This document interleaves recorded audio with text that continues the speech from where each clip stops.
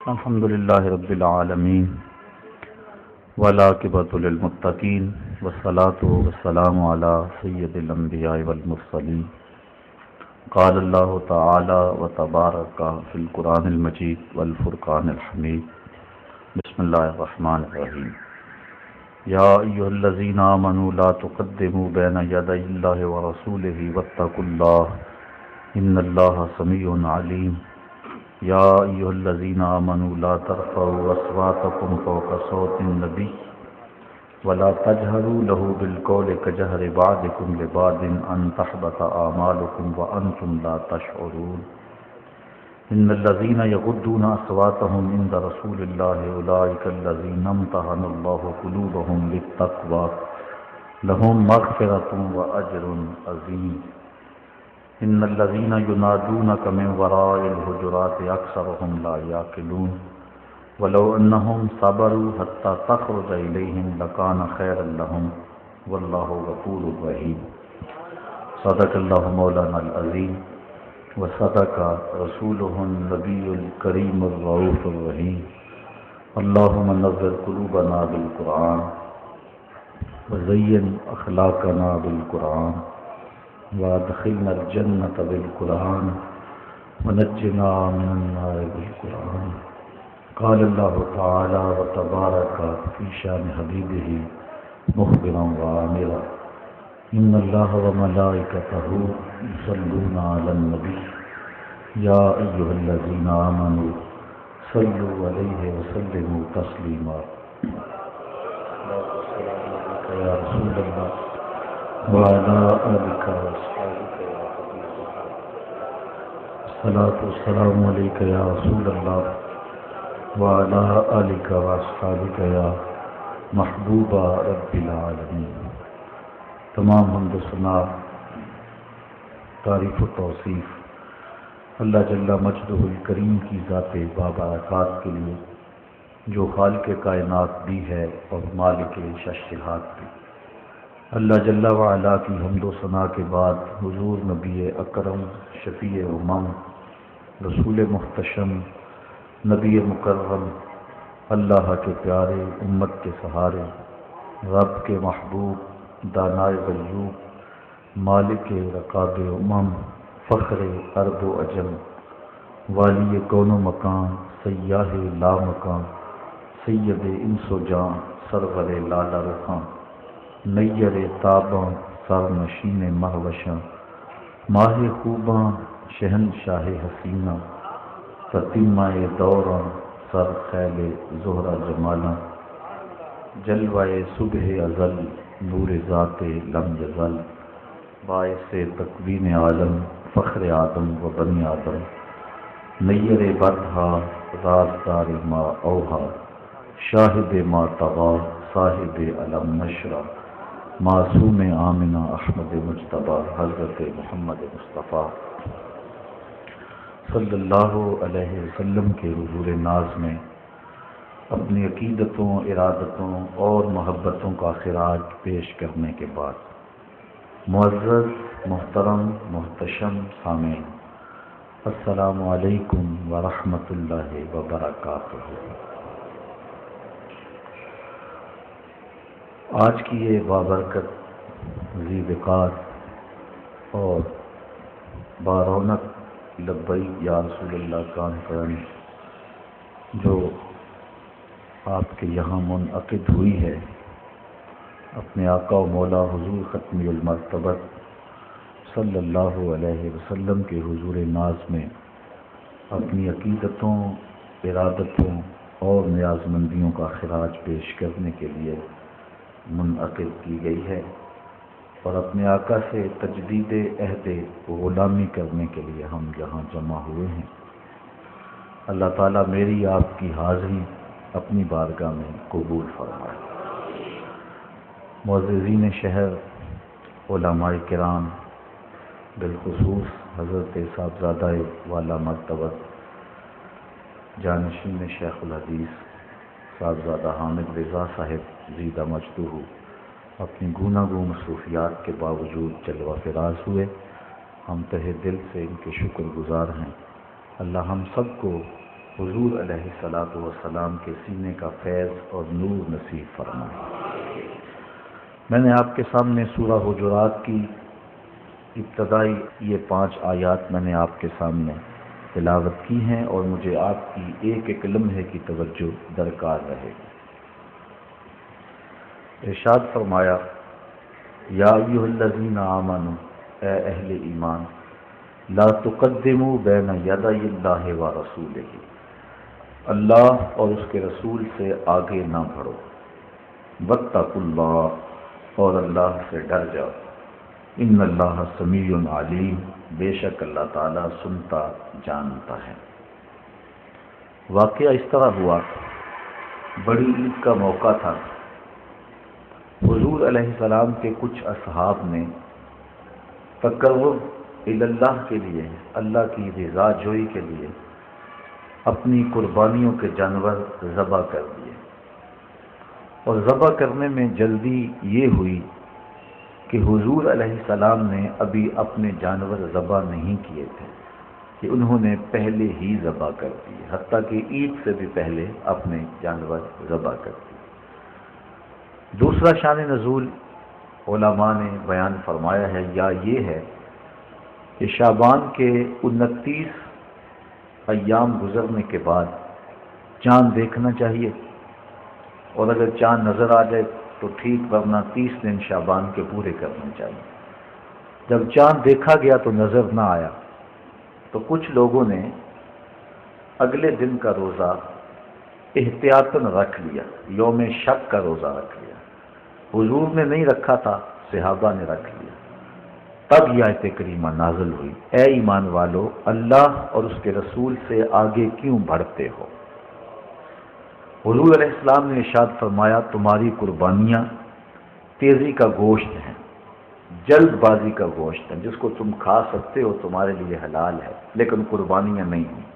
انہیں حکم دیا گیا کہ دوبارہ جانور لو اور پھر تم ذبح کرو، کیونکہ حضور سے تقدم اختیار کر دیا گیا تھا۔ گو صحابہ نے شعوراً اور قصداً ایسا نہیں کیا تھا، حضور سے مسابقت کا جذبہ نہیں تھا، حضور سے بڑھنے کی نیت نہیں کی تھی، ویسے ہی جلدی کرنے کی خواہش میں یا ایام شک کے روزے میں احتیاط برتتے ہوئے انہوں نے روزہ رکھ لیا۔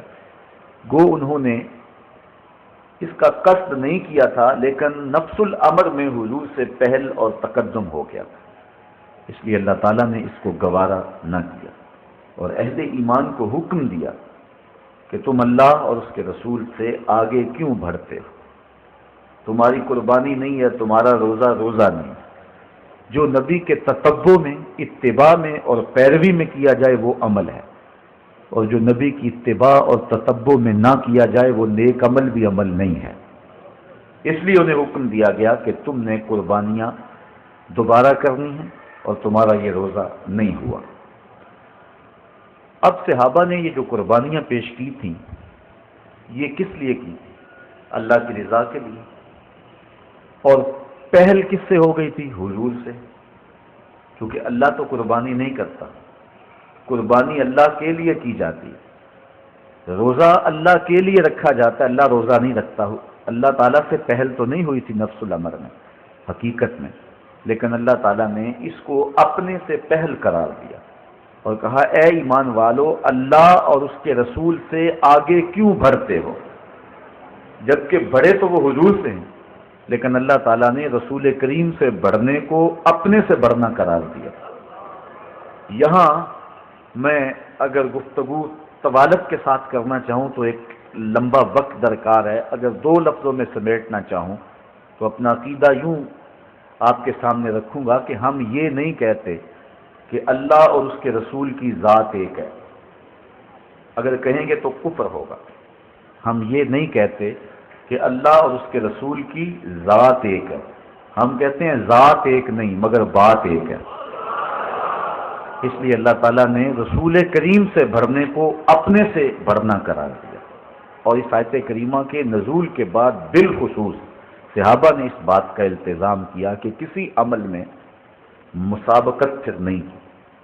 حضرت عثمان غنی رضی اللہ تعالی عنہ کا عمل دیکھ لیجئے صلح حدیبیہ کے موقع پہ، جب انہیں سفیر بنا کر حضور بھیجتے ہیں قریش مکہ کے پاس، تو انہوں نے کہا کہ ہم مسلمانوں کو عمرہ نہیں کرنے دیں گے۔ چلو عثمان تم آ گئے ہو، اللہ کا گھر سامنے ہے، تم عمرہ کر لو، طواف کر لو، حجر اسود چوم لو، حتیم میں نفل پڑھ سکتے ہو، تم ہمارے رشتہ دار بھی ہو، آ بھی گئے ہو، تم عمرہ کر لو۔ حضرت عثمان رضی اللہ تعالیٰ عنہ نے کہا اگر میرے رسول عمرہ نہیں کریں گے تو عثمان بھی نہیں کرے گا۔ دل ترس رہا تھا کعبے کے دیدار کے لیے، کتنا عرصہ ہوا تو چھوڑا تھا اس شہر نور کو، اور کعبۃ اللہ کا طواف کیے عرصہ بیت گیا تھا، دل مچلتا تھا، جذبے گڑائیاں لیتے، لیکن کہا جب حضور طواف نہیں کریں گے تو عثمان بھی نہیں کرے گا۔ حضرت عمر رضی اللہ تعالیٰ عنہ کی بھی سن لیجیے، طواف کرتے کرتے رکے، حجر اسود کے پاس آئے، چومنے لگے تو رک گئے، کہا اے حجر اسود میں تجھے کبھی نہ چومتا اگر میرے رسول نے تجھے چوما نہ ہوتا، میں تجھے اس لیے چوم رہا ہوں کہ میرے نبی نے تجھے چوما ہے، ہم نے قطرہ دیکھا نہ کبھی دریا پہ غور کیا، بس جہاں تیری جھلک نظر آئی وہیں ڈوب گئے۔ ہمارے استاد فرمایا کرتے تھے ہم بڑے غیرت مند لوگ ہیں، نہ مانیں تو بڑے بڑے شہنشاہوں کو نہ مانیں، اور اگر ماننے پہ آ جائیں تو مدینے کی گلی کے کتے کو بھی مان جائیں۔ تو اس نسبت کا احترام ہے، کہا حجر اسود میں تجھے کبھی نہ چومتا اگر میرے رسول نے تجھے نہ چوما ہوتا۔ اللہ نے جن کو نصیب کیا انہوں نے تو منظر دیکھا ہوگا، جن کا نصیب ابھی تک نہیں جاگا، آج کی مجلس میں آپ لوگوں کے نام میری دعا ہے، اللہ آپ سب کو در رسول کی اور اپنے در کی حاضری نصیب فرمائے۔ سچی بات ہے جس نے دیار نور نہیں دیکھا اس نے کچھ بھی نہیں دیکھا۔ اب وہاں حرم الہی میں ایک منظر ہوتا ہے کہ لوگ حجر اسود کو چومنے کے لیے جس بے تابی کا اظہار کرتے ہیں وہ بڑا دیدنی ہوتا ہے۔ میں نے کمزور سے کمزور اشخاص کو بھی دیکھا ہے کہ وہ اپنی جان ہتھیلی پہ سجا کے حجر اسود کو چومنے کا رزق لے رہے ہوتے، جو طواف بھی لڑکھڑا کے کرتے ہیں وہ حجر اسود کے اس رش میں گھس رہے ہوتے ہیں، جان کا اندیشہ بھی ہے لیکن پھر بھی اس پتھر کے لیے انسان اتنی تڑپ رکھتا ہے، اتنی محبت رکھتا ہے کہ وہاں انسان اشش کر اٹھتا ہے کہ اتنا پیار، اتنی محبت۔ اچھا پھر جس کو موقع نصیب ہو جاتا ہے پھر وہ حجر اسود کو چومے چلا جاتا ہے، کبھی اوپر سے چوم رہا ہے، کبھی نیچے سے چوم رہا ہے، کبھی دائیں سے کبھی بائیں سے۔ کسی نے کہا یہ سمندر پار سے آئے لوگ بڑے دیوانے ہیں، اگر حجر اسود کو چومنے کا موقع نصیب ہو گیا ہے تو ایک مرتبہ چوم لیں اور جان چھوڑ دیں، یہ تسلسل کے ساتھ چومے چلے جا رہے ہیں، یہ تو دیوانے لوگ ہیں۔ تو میں نے کہا میاں اصل بات یہ ہے کہ یہ پتھر نہیں چوم رہے، یہ کسی کے ہونٹوں کے نشان ڈھونڈ رہے ہیں، یہ کسی کے لبوں کا لمس تلاش کر رہے ہیں۔ ایک جگہ سے چومتے ہیں خیال آتا ہے حضور نے ادھر سے نہ چوما ہو، ادھر چومتے ہیں خیال آتا ہے ادھر نہ چوما ہو، پھر خیال آتا ہے حضور نے نیچے سے نہ چوما ہو، پھر خیال آتا ہے حضور نے اوپر سے نہ چوما ہو۔ میں نے کہا میاں یہ پتھر نہیں چومتے، یہ کسی کے ہونٹوں کے نشان ڈھونڈ رہے ہیں۔ تو حجر اسود کو حضرت عمر رضی اللہ تعالیٰ عنہ چومتے ہوئے رک گئے، کہا میں کبھی نہ چومتا اگر میرے رسول نے تجھے چوما نہ ہو۔ بلکہ صحابہ نے اس بات کا التزام رکھا کہ حضور سے صوری اور مانوی کسی انداز سے بھی تقدم نہ ہو۔ حضرت سیدنا صدیق اکبر رضی اللہ تعالی عنہ کی کہانی سنیے۔ بنی عمر بن عوف کی صلح کروانے کے لیے حضور تشریف لے گئے، بخاری کے اندر روایت موجود ہے۔ حضرت صدیق اکبر رضی اللہ تعالی عنہ سے مؤذن نے کہا کہ میں اذان پڑھوں تو آپ جماعت کروا دیں، کیونکہ حضور کو تاخیر ہو گئی۔ انہوں نے اذان پڑھی، آپ مصلی پہ کھڑے ہو گئے، صحابہ پیچھے صفے باندھے کھڑے تھے۔ حضرت سیدنا صدیق اکبر مصلی پہ ہیں، بلکہ ترمذی کے لفظ ہیں، ایام مرض میں حضور نے فرمایا کہ ابو بکر کو حکم دو کہ لوگوں کو نماز پڑھائیں، 3 مرتبہ کہا۔ اور جب حضرت عائشہ رضی اللہ تعالیٰ عنہ نے بار بار کہا کہ حضور وہ رقیق القلب ہے، کسی اور کے لیے حکم جاری کیجئے، تو حضور نے پھر فرمایا انتن صواحب نہ یوسف والی عورتیں نہ بنو، ابو بکر کو حکم دو۔ یہ بخاری کے لفظ ہیں، اور آگے ترمذی کے لفظ ہیں، حضور نے فرمایا لا ينبغي لقوم فیہم ابو بکر ان یؤمہم غیرہ، کسی قوم کے لیے مناسب ہی نہیں کہ ابو بکر ان کے اندر رہتے اور امامت کوئی اور کروائے، کہا انہیں حکم دو۔ تو حضرت ابو بکر صدیق مصلی پہ، لوگ پیچھے صفیں باندھے کھڑے۔ حضور جلدی فارغ ہو گئے تو تشریف لائے تو جماعت کھڑی تھی۔ اب جب پیچھے والے لوگوں نے دیکھا کہ حضور آ گئے ہیں تو انہوں نے راستہ چھوڑنا شروع کر دیا۔ پچھلی صف سے لے کر کے مصلی تک راستہ بن گیا۔ اب میں اس سوچ کو کدھر لے جاؤں کہ نبی کا خیال نماز میں آئے تو نماز ٹوٹ جاتی۔ صرف ہمت بسوئے شیخ و امثالیاں عزم و زمین، گو بجناب رسالت ما بچندی بدتر از استغراق گاؤ خر خود از۔ کیا کیا بولی بولی گئی اور کیا کچھ کہا گیا۔ شاید یہ حدیث نظر سے گزری ہوتی تو یہ عقیدہ کبھی معرض وجود میں نہ آتا۔ پیچھے سے لے کر کے، اور میں پوچھتا ہوں کہ یہ ہماری مسجدیں نہیں تھیں کہ 2-3 صفیں ہوتی تھیں، صحابہ کی جماعت کھڑی ہوتی تھی تو صحابہ تو کہتے ہیں مومن کافر میں فرق ہی نماز کو سمجھتے تھے۔ تو کتنے لوگ تھے، اور پیچھے سے لے کر کے آگے تک جو ہے وہ صحابہ نے نماز کے اندر حضور کو پروٹوکول دیا، نماز کے اندر حضور کے لیے جگہ بنائی، بلکہ تصفیق کرتے تھے، ہاتھ کی پشت پہ ہاتھ مارنا تاکہ اگلے والے متنبہ ہو جائیں، اور وہ راستہ چھوڑے جاتے تھے، حتیٰ کہ حضور پیچھے آگے پہلی صف میں پہنچ گئے۔ حضرت ابوبکر صدیق جب نماز پڑھاتے تھے تو وہ دائیں بائیں التفات نہیں کیا کرتے، لیکن صحابہ نے اتنی کثرت سے اپنے ہاتھوں کی پشتوں پہ ہاتھ مارے کہ وہ سمجھ گئے کہ کوئی غیر معمولی واقعہ پیچھے ہوا ہے۔ جب انہوں نے غور کیا تو حضور کھڑے تھے۔ حضرت ابوبکر صدیق رضی اللہ تعالیٰ عنہ جو نماز پڑھا رہے ہیں، انہوں نے مصلی سے پیچھے سرکنا شروع کیا۔ آقا کریم علیہ السلام نے ان کو فرمایا کہ تم اپنی جگہ پہ کھڑے رہو اور نماز پڑھاؤ، لیکن حضرت صدیق اکبر رضی اللہ تعالیٰ عنہ نے ہاتھ کھڑے کر کے اللہ کی حمد کہی اور پیچھے مصلی پہ سرک آئے۔ حضور مصلی پہ چلے گئے، نماز سے فراغت ہوئی، سلام پھرا۔ حضور نے فرمایا ابو بکر، جب میں نے کہا جو تھا کہ تم نماز پڑھاتے رہو تو پھر تم پیچھے کیوں آ گئے، تم آگے کیوں نہ رہے؟ حضرت ابو بکر صدیق رضی اللہ تعالیٰ عنہ کے لفظ سنیے، کہنے لگے ما کانا لابن ابی قحافہ ان یؤم النبی صلی اللہ علیہ وسلم، حضور ابو قحافہ کے بیٹے کی یہ جرأت کب ہوئی کہ رسول اللہ کے آگے کھڑا ہو کے نماز پڑھائے؟ تو حالت نماز کے اندر بھی حضور سے پیچھے آ گئے اور پیچھے سرک آئے، تقدم اختیار نہیں کیا ہے۔ تو کہا اے ایمان والو، اللہ سے اور اس کے رسول سے آگے نہ بڑھو، واتقوا اللہ، اور اللہ سے ڈر جاؤ، ان اللہ سمیع علیم، بے شک اللہ سنتا جانتا ہے۔ یا ایھا الذین آمنوا، دوسرا حکم، اے اہل ایمان، لا ترفعوا اصواتکم فوق صوت النبی، اس عزت والے نبی کی آواز سے اپنی آواز اونچی نہ کرنا، ولا تجہروا لہ بالقول کجہر بعضکم لبعض، اور جس طرح ایک دوسرے سے چلا کر بات کرتے ہو میرے نبی سے نہ کرنا، ان تحبط اعمالکم وانتم لا تشعرون، کہیں تمہارے عمل برباد نہ کر دیے جائیں اور تمہیں پتہ بھی نہیں چلے۔ ایک ہے ضبط کرنا، ایک ہے ہبط کرنا۔ جو چیز ضبط ہو سلو پر واپسی ہو جاتی ہے، اور جو چیز ہبط ضائع کر دی جائے وہ ناراضگی ختم بھی ہو واپس نہیں ہوتی۔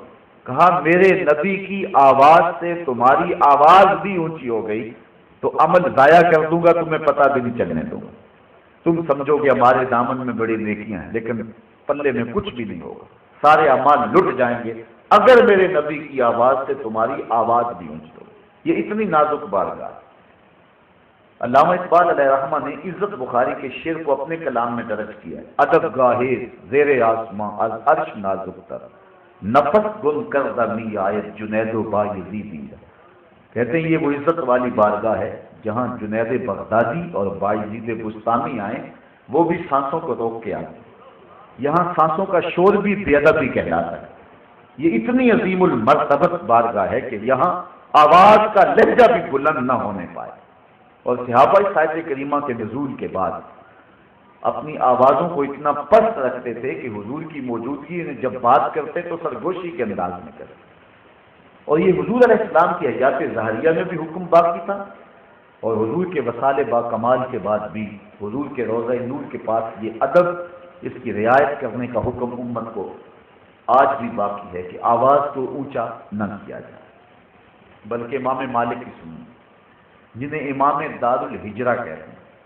امام دار الہجرہ اس لیے کہتے ہیں، مدینے کے ناموں میں سے ایک نام دار الہجرہ ہے، اور یہ ساری زندگی مدینہ شریف میں رہے، صرف زندگی میں ایک حج کیا، دوسری مرتبہ نہیں گئے۔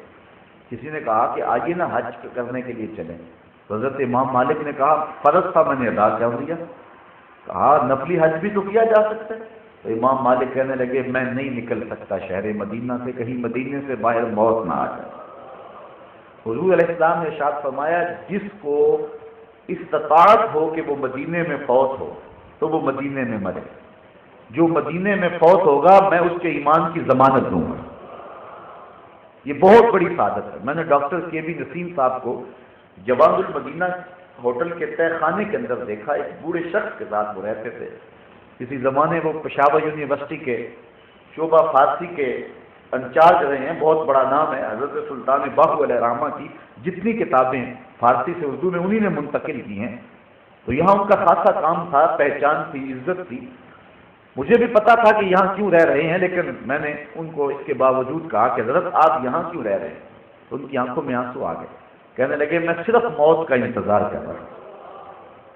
اس مرتبہ جب ہم حضور کے دیار نور پہ گئے تو ایک دن عصر کی نماز پڑھ کے باہر نکلے تو بقیع کی جانب جہاں دارالتجہیز بنا ہوا ہے، جن لوگوں نے شہر نور دیکھا ہے وہ منظر سامنے آ گیا ہوگا، تو وہاں عصر کی نماز کے بعد ہم چائے پینے کے لیے بیٹھ گئے۔ ایک بوڑھا شخص جس کی عمر 70 سال کے قریب ہو، اس کی ایک ٹانگ لکڑی کی تھی، وہ ہمارے پاس آ کر کے بیٹھ گیا، اور اس انداز سے اس نے حضور کی سنت داڑھی کو خراج پیش کیا کہ اگر ہمارے موجودین میں سے اگر کسی شخص کے چہرے پہ حضور کی سنت کا نور نہ ہوتا تو ممکن نہیں تھا کہ وہ دوبارہ داڑھی منڈوا دے۔ اس انداز سے اس نے حضور کی سنت کو اتنے میٹھے لہجے کے اندر خراج پیش کیا، اور مغرب کا وقت قریب ہو گیا، اور شام کے میں نہیں کہتا اندھیرے چھا رہے تھے، مدینے کی شام بھی بنارس کی صبح سے حسین ہے۔ اس دیش کے پتھر بھی مخمل سے لگے مجھ کو، اور نور کے سانچے میں ہر خار ڈھلا دے۔ مدینے کی شام بھی جو ہے وہ صبحوں سے حسین ہے، روشن ہے، بلکہ وہاں جب شام ہوتی ہے لگتا ہے دن چڑھ آیا ہے۔ تو مسجد نبوی کے میناروں سے اذان کی صدائے دل نواز آنا چاہ رہی تھی، ہمارا جی چاہ کہ ہم جلدی سے مسجد نبوی میں چلے جائیں، لیکن وہ بزرگ اپنی بات کو طول دے رہے۔ ہم نے ان سے جان چھڑانے کی پوزیشن میں ان کو سلام کیا اور کہا کہ اللہ آپ کو لمبی زندگی دے، ہم جا رہے ہیں، اللہ حافظ، السلام علیکم۔ جب یہ لفظ کہہ کر کے میں واپس پلٹا تو ان کے چہرے پہ میں نے دیکھا غصہ ہے، اور میں نے جب غور سے دیکھا تو ان کی آنکھوں میں آنسو تھے۔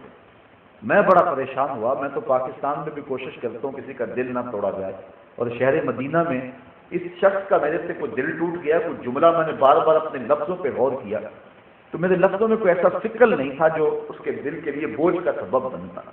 تو خیر میرے قدم رک گئے۔ میں نے کہا کہ بزرگوں میں نے کیا بری بات کہی ہے؟ میں نے یہی کہا نا اللہ آپ کو لمبی زندگی دے، اور آپ ناراض ہو گئے۔ تو وہ بزرگ رو پڑے، کہنے لگے 46 سال ہو گئے مجھے مدینے میں موت کا انتظار کرتے، اور تم اب بھی مجھے زندگی کی دعائیں دے رہے ہو۔ میں تو چاہتا ہوں کہ مجھے شہر کے اندر موت آ جائے۔ تو وہ شہر جس میں مرنا بھی آبرو ہے، علامہ اقبال کے شہر میں آیا ہوں۔ چلو اس حوالے سے مجھے اقبال کا ایک قصہ یاد آ گیا۔ اقبال نے بھی آرزو کی ہے، آپ کلیات اقبال اٹھائیں، بحضور رحمت للعالمین، اس عنوان کے ساتھ اقبال کی مثنوی کے اندر ایک آرزو ہے۔ وہ حضور کی تعریف کرتا ہے، مدح و ستائش کرتا ہے۔ گرتے تو گردت حریم کائنات، از تو خواہم یک نگاہ التفات، بوریا ممنون خواب راستش، تاج کسرا زیر پائے امتش، شخص جہت روشن بے تاب روئے تو، ترک و تاجی کو عرب ہندو ہے تو۔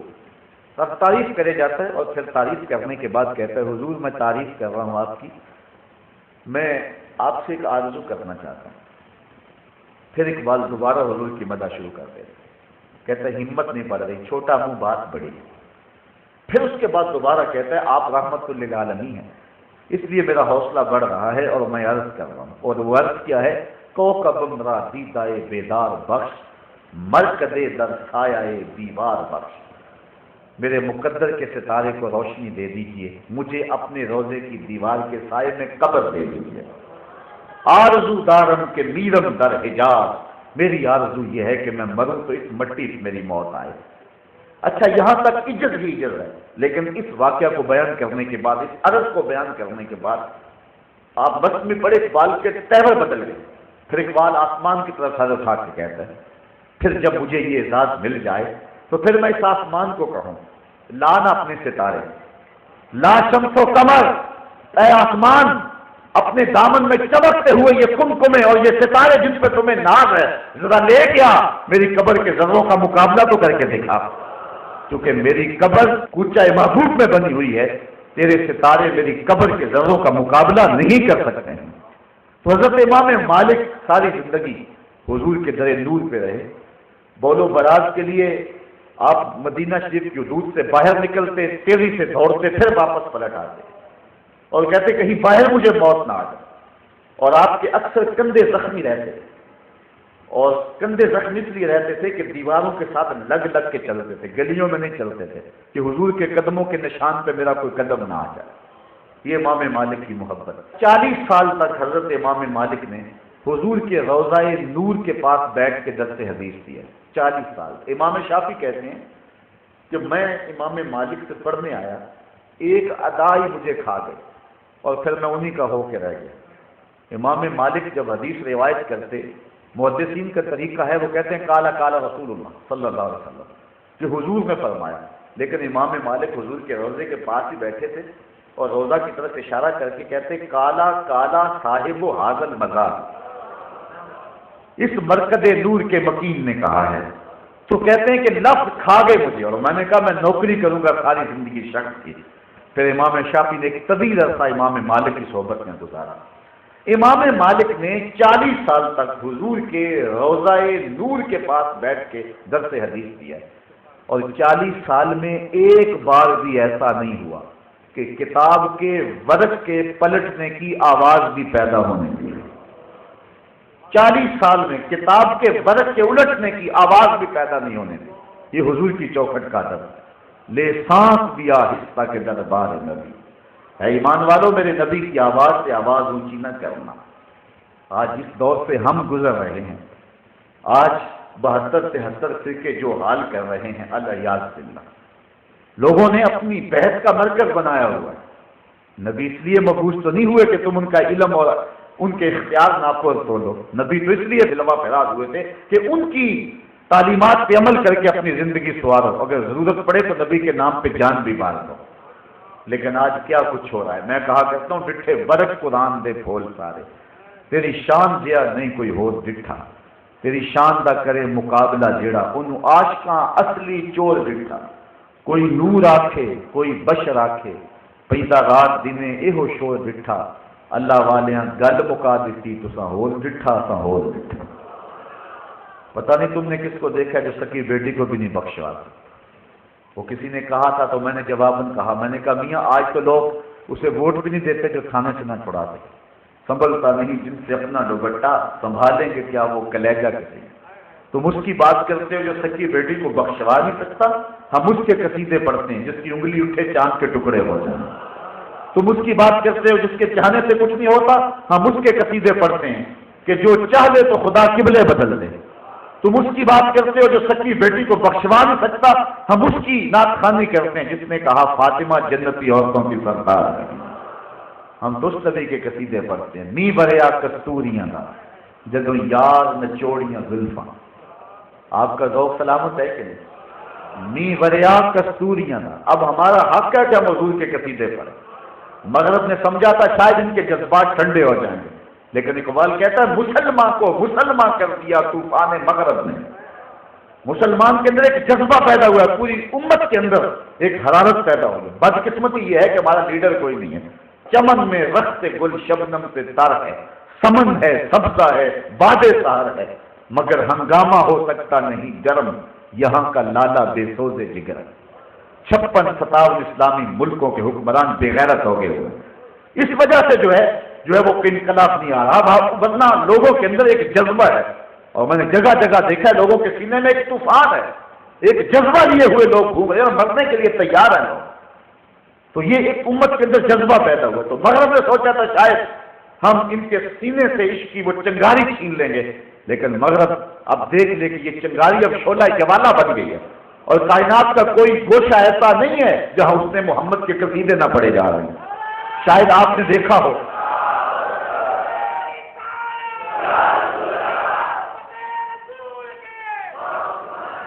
تو ہمارے اوپر لازم ہے کہ اب حضور کی قصیدہ خوانی پوری قوت اور سورہ پانچپن کے ساتھ کریں۔ تو بات کر رہا تھا می بریا کستوریاں دا جدوں یار نچوڑیاں زلفاں تے قبلہ اوتے بنیا سائن جدے یار نے موڑیاں زلفاں۔ ہم درست نبی کے چاہنے والے ہیں۔ آپ کو واقعہ تو یاد آ گیا ہوگا، کہاں یہ خیال کہ نبی کے چاہنے سے کچھ نہیں ہوتا، اور کہاں یہ قرآن کی آیت محبوب تو چاہے تو قبلہ نہ بدل دیں۔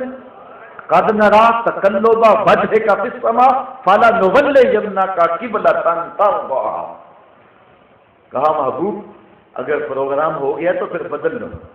قبیلہ بنو سلیم کی مسجد ہے، ظہر کی نماز ہے، 2 رکعتیں پڑھ چکے ہیں، 2 ابھی باقی ہیں، خاطر آخر میں خیال آیا قبلہ بدل جائے تو کیا ہو، طائر سجرہ نشین کے پروں کے پھڑ پڑانے کی آواز آنے لگی۔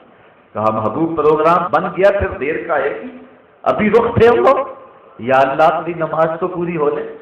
صحابہ ذہنی طور پہ آمادہ تو نہیں تھے، کیونکہ صحابہ پہلا قبلہ جنہوں نے دیکھا ہے وہ بالکل مسجد قبلہ تین، اللہ آپ کو نصیب کرے زیارت اس کی، پہلا قبلہ بالکل شمال میں اور موجودہ قبلہ بالکل جنوب میں۔ صحابہ کو تو نہیں پتا کیا ہونے والا ہے، حضور رخ پھیریں گے پریشانی تو ہوگی، لہذا نماز پڑھ لینی دی جائے، اب بتا دیا جائے جو پڑھ لی سو پڑھ لی، آئندہ نماز تو منہ کر کے پڑھیں گے۔ ہم نے نماز کا وقت بھی بدلنا ہو تو 1 دن پہلے بتاتے ہیں، کل سے نماز ظہر 2:15 بجے پڑھیں گے۔ اگر اسی دن بتا دیں تو لوگ تو گلے کو آئیں گے، یار ہم تو آئے ہیں 2 بجے کے حساب سے 15 منٹ اور انتظار کریں۔ تو ہم نے نماز کا وقت بدلنا ہو تو 1 دن پہلے بتاتے ہیں، یہاں تو قبلہ بدلنا تھا، ایک نماز ہی پہلے بتا دیا جاتا۔ کہا نہیں محبوب ابھی رخ پھیر لو، یا اللہ تیری نماز تو پوری ہو لے۔ کہا میری نماز بعد میں پوری ہوگی، پہلے تیری مرضی پوری ہو۔ نی وریا کستوریاں دا جدوں یار نچوڑیاں زلفاں تے قبلہ اودے بنیا سائن جتے یار نے موڑیاں زلفاں۔ ہم تو اس نبی کے چاہنے، اس نبی کے ماننے والے ہیں۔ تو بات کر رہا تھا کہ کہاں یہ مزاج کی امت ناپنے اور تولنے میں لگی ہے، اور کہاں یہ حکم خبردار میرے نبی کی آواز سے آواز بھی اونچی نہ ہونے پر، لہجہ بھی اونچا ہو گیا، سب کچھ غرق کر دوں گا، اعمال ضائع کر دوں گا، تمہیں پتہ بھی نہیں چلے گا، تم سمجھو گے کہ ہماری نیکیاں بدستور موجود ہیں، لیکن لٹ جاؤ گے اگر میرے نبی کی آواز سے تمہاری آواز بھی اونچی ہو۔ اور آگے فرمایا ان الذین یغضون اصواتهم عند رسول اللہ، وہ لوگ جو اپنی آواز کو رسول کریم کے ہاں پست رکھتے ہیں، حضور کی بارگاہ میں اپنی آوازیں نرم رکھتے ہیں، پست رکھتے ہیں، اولئک الذین امتحن اللہ قلوبهم للتقوی، یہ وہ لوگ ہیں جن کے دلوں کو اللہ نے تقوی کے لیے پرکھ کیا ہے۔ تقوی کی علامت کیا ہے؟ متقی کون ہے؟ جس کی نمازیں زیادہ ہیں، جس کے روزے زیادہ ہیں، جس کی عبادت کا طول و عرض بہت سارا ہے، جس نے حج اور عمرے زیادہ کیے ہیں۔ اللہ کہتا ہے جو میرے محبوب کا ادب کرتا ہے اس کا دل تقوی کے لیے منتخب ہو گیا۔ یہ سیدھی سادی نشانی سمجھ میں آ گئی۔ متقی کون ہے دیکھنا ہے، متقی کون ہے؟ حضور کا نام سن کے جسے ٹھنڈ پڑ جائے سمجھو متقی ہے۔ حضور علیہ الصلوۃ والسلام کا ادب جو ملحوظ رکھے وہ متقی ہے۔ ادب پہلا کرینہ ہے محبت کی کرینہ۔ بلکہ شہر اقبال میں آیا ہوں تو اقبال کی بات بھی تو یہاں کرنی چاہیے۔ اقبال سے پوچھا گیا کہ دین کیا ہے، 2 لفظ ہی بتاؤ دین کیا ہے۔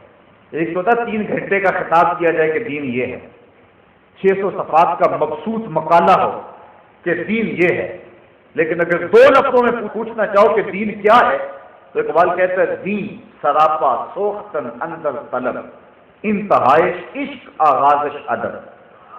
اگر 2 لفظوں میں تشریح پوچھو نا دین کی کہ دین کیا ہے تو اقبال کہتا ہے طلب یار میں جلنے کا نام دین ہے۔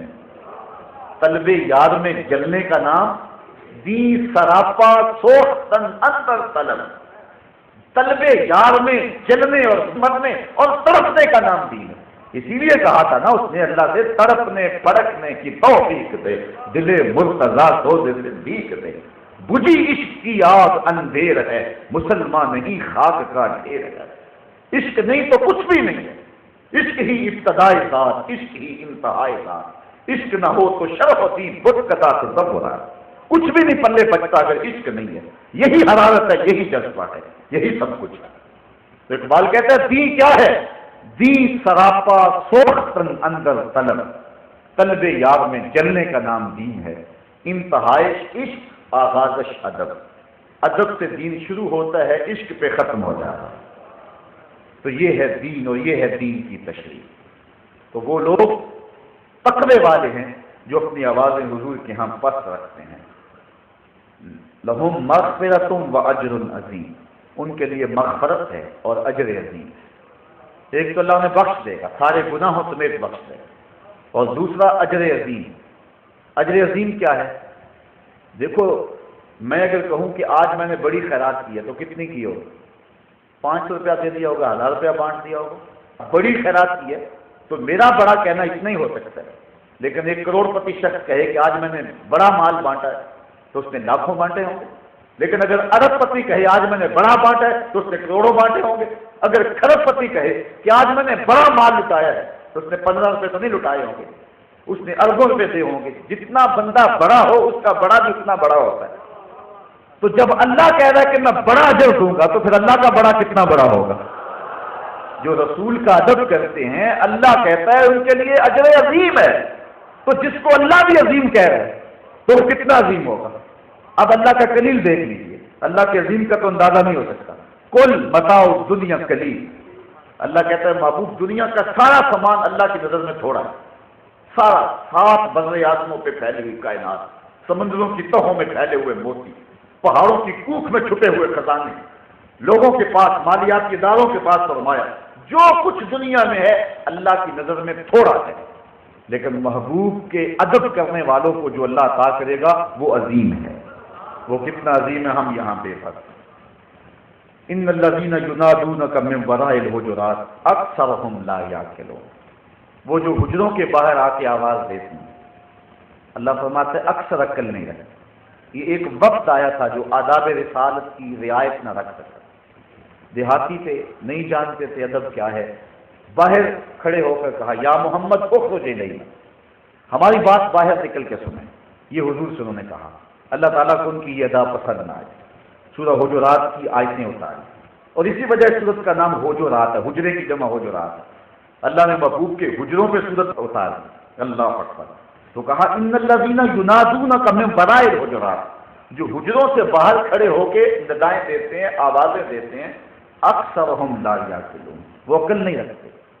ولو انہم صبروا، اگر وہ آوازیں نہ دیتے، صبر کر کے کھڑے ہو جاتے، حتی تخرج الیہم، محبوب تو خود ہی آ جاتا۔ بندہ مٹ نہ جائے آقا پہ تو وہ بندہ کیا ہے؟ بے خبر ہو جو غلاموں سے وہ آقا کیا ہے؟ غلام آئے تھے، نبی کو پتہ چل گیا تھا کہ غلام آئے، صبر تو کرتے، نبی خود ہی تشریف لے آتا۔ یہاں تو لفظوں کا سہارا لینے کی ضرورت ہی نہیں ہوتی۔ حضرت حذیفہ بن یمان کی سنی، صحاح کی روایت ہے، کہتے ہیں میری امی نے کہا کہ جا حضور کے پیچھے نماز پڑھ اور حضور سے میرے لیے اور اپنے لیے دعا کروانا۔ کتنی خوش نصیب لوگ! آج آپ کی مائیں کہتی ہوں گی بیٹے جاؤ قرآن کا درس سنا، لیکن وہ کتنی خوش نصیب مائیں اور کتنے خوش نصیب بیٹے ہوں گے، مائیں کہتی ہوگی بیٹے جاؤ حضور کی زیارت کرا، حضور کا دیدار کرے۔ تو کہا بیٹے جاؤ حضور کا دیدار کرے، لیکن اس شرط پہ تمہیں چھٹی دیتی ہوں کہ جا کے حضور سے میرے لیے بھی اور اپنے لیے بھی مغفرت کی دعا ضرور کروانا۔ یہ اگر وعدہ کرتے ہو تو چلے جائیں۔ حضرت حذیفہ بن یمان نے وعدہ کر لیا، آگے حضور کی خدمت میں مغرب کی نماز کا وقت تھا، حضور نے نماز پڑھائی، سلام کیا، آرزو کی عرض کروں، لیکن حضور تشریف فرما نہیں اٹھے، کہتے ہیں میں بھی بیٹھا رہا۔ عشاء کی نماز کا وقت آ گیا، نماز عشاء پڑھائی، حضور تشریف فرما رہے، تھوڑی دیر کے بعد حضور اٹھے اور جلدی جلدی اپنے کاشانہ نور کی طرف جانے لگے۔ میں نے سوچا کہ ماں کا پیغام تو دینا رہ گیا، ماں نے تو مجھے اسی شرط پہ چھٹی دے دی کہ جا حضور سے جا کے میرے لیے اور اپنے لیے دعا کروانا۔ ماں نے پوچھا کہ بیٹے دعا کروائی ہے حضور سے، تو کیا جواب دیا؟ میں نے ماں کی خدمت کو بھی چھوڑا اور آیا اور دعا بھی نہیں کروائی۔ کہتے میں جلدی جلدی حضور کے پیچھے چلا۔ جب میں حضور کے پیچھے چلا تو حضور حجرے کے قریب پہنچ کے پلٹ کے دیکھا، کہا کون ہے؟ حذیفہ ہے۔ میں نے عرض کی ہاں حضور حذیفہ ہوں۔ کہا ماں حاجت کا غفر اللہ لک ولأمک، اللہ تجھے اور تیری ماں کو بخشے، کیا کام ہے میرے ساتھ؟ اللہ تجھے بخشے، تیری ماں کو بخشے، کیا کام ہے میرے ساتھ؟ اب حضرت حذیفہ کہتے ہیں میں جواب کیا دیتا، جو کام تھا وہ تو پہلے ہی ہو گیا۔ اللہ کہتے ہیں محبوب یہ حجروں کے باہر کھڑے ہو کے آوازیں دیتے ہیں کہ ہم آگے ہماری بات سنیے۔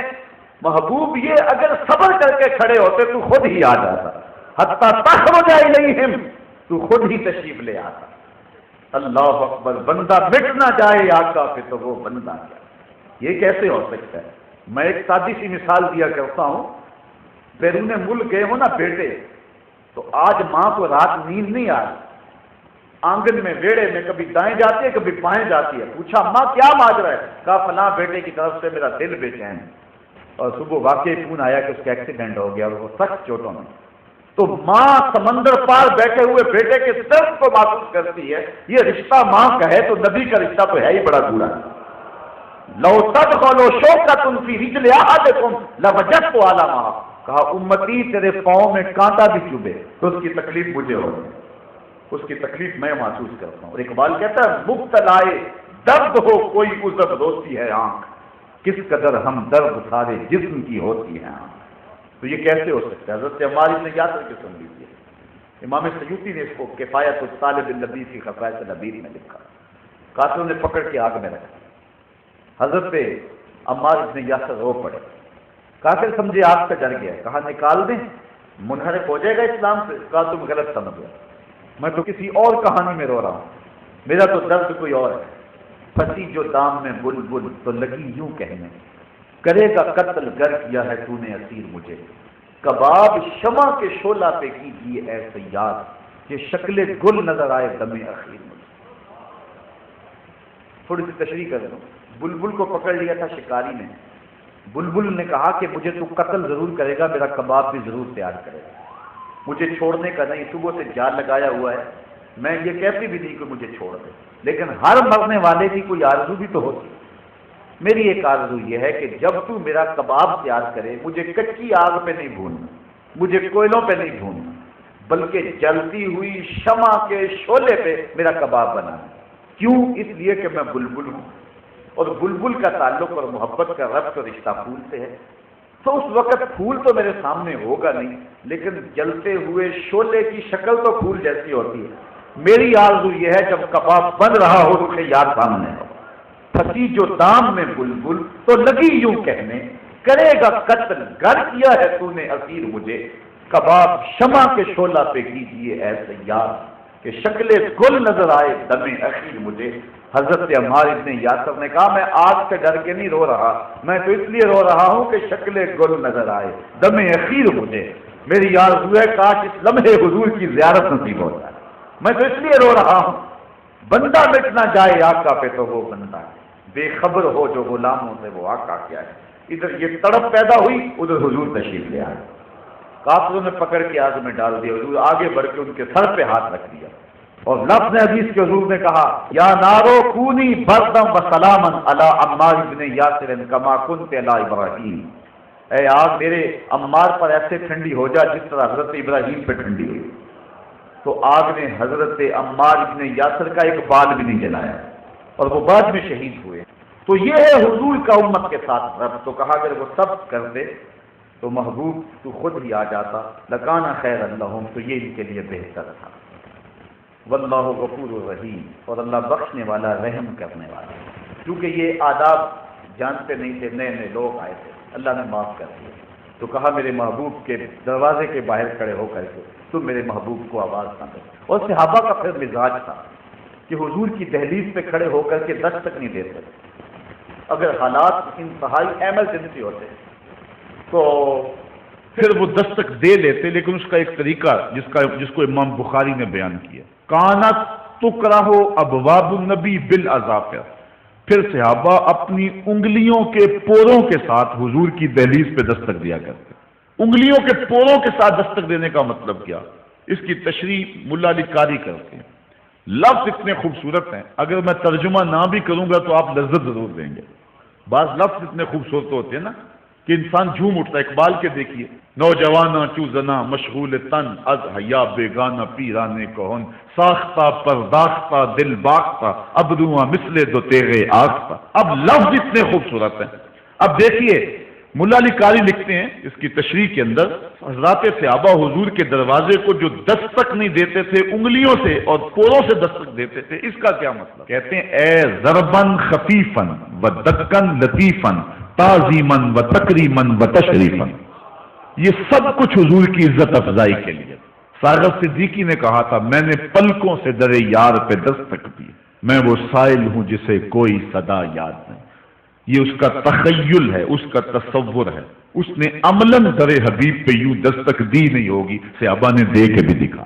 یہ ہے حضور کے آداب کی رعایت، جس کو ملحوظ رکھنے کا ہمیں حکم دیا گیا۔ بلکہ اللہ فرمایا اے ایمان والو، میرے نبی سے جب سرگوشی کرنا چاہو تو یوں ہی نہ آ جاؤ، پہلے گھر جاؤ، صدقہ لو، فقیر ڈھونڈو، خیرات کرو، پھر میرے نبی کی چوکھٹ پہ آؤ۔ تمہیں پتہ چلے کتنی اونچی بارگاہ میں آ۔ اس آیت کریمہ کا نزول ہوا، چند سیر جو خیرات کر کے حضرت علی نے حضور سے 10 مسئلے پوچھے، فوراً آیت منسوخ کر دی، حکم ختم ہو گیا، آیت قرآن میں باقی ہے۔ کیوں ختم کر دیا گیا؟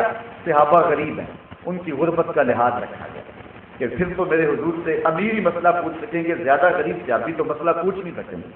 اچھا، اللہ کو آیت کریمہ کے نزول کے بعد پتا چلا صحابہ غریب ہیں یا پہلے ہی پتا تھا؟ اگر پہلے ہی پتا تو پھر آیت نازل کیوں کی؟ کہا نازل اس لیے کی کہ تمہیں پتا چل جائے کہ میرے محبوب کا ادب کیا ہے۔ یہ جو اٹھا رہے ہیں حکم کو، یہ تمہاری سہولت کے لیے اٹھا رہے ہیں، ورنہ میرے نبی کے ادب اور میری نبی کے تعظیم کا عالم یہی ہے کہ تم پہلے گھر جاؤ، صدقہ لو، خیرات کرو، اور پھر میرے نبی کی چوکھٹ پہ آؤ۔ جس طرح نماز سے پہلے وضو کیا جاتا ہے، میرے محبوب سے ملنے سے پہلے خیرات کیا کرو۔ یہ اتنی اونچی بارگاہ ہے، جب اتنی رفیع المرتبت بارگاہ ہے کہ آواز کو بھی قابو رکھنا، اتنی اونچی بارگاہ ہے کہ صدقہ دے کے حضور کی چوکھٹ پہ حاضر ہونا، اتنی رفیع المرتبت بارگاہ ہے کہ حضور سے کسی انداز میں تقدم بھی اختیار نہیں کرنا ہے، لہجہ بھی بلند نہیں ہونا ہے۔ تو پھر ایک مومن کیسے گوارا کر سکتا ہے کہ آقا کی توہین ہو؟